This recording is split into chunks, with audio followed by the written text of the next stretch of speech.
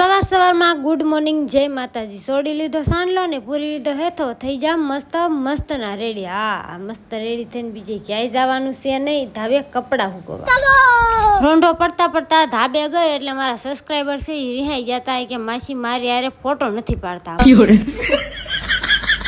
પછી હું મેં એને તેડીને ફોટા પાડ્યા. માસી છે ને કપડાં ધોતા ધોતા એમ કહેતા હતા સુરતમાં બાપરે બહુ મંદી છે. નીચે આવી તાતો લાઈટ ગાયબ. નરેશ કે મંદી તો ઠીક પણ લાઈટ પાછા નરેશ એમ કે કારખાને શેઠ હક નો લેવા દે, અહીંયા લાઈટ હક નો લેવા દે, હાલો હું જાઉં બહાર ઠંડો ઠંડો પવન ખાય. આમ મારે કેમ રહેવું? નરેશ કારખાને ગયા એટલે હું નાઈને પાછી ધાબે ચડી ગઈ. હા, નીચે પવન નતો આવતો. મેં કીધું હાલ ધાબે ઠંડો ઠંડો પવન ખાવ. પણ ઠંડો ઠંડો પવન ખાવામાં અચાનક જ પેટમાં દુખવા મળ્યું. અરે એમાં એવું છે કે 3 દિવસ ધીમું ધીમું દુખતું હતું ને આજ તો એક ધાર પેટમાં દુખવાનું ચાલુ જ હતું. આજ આખો દી મારે હોવાનું જ કામ કર્યું હતું ને આ બેને તૈયાર થવાનું. કાર્તિક નિખિલને ટ્યુશન ખુલી ગયું એટલે બે ભાઈઓને જવાનું છે ટ્યુશનમાં.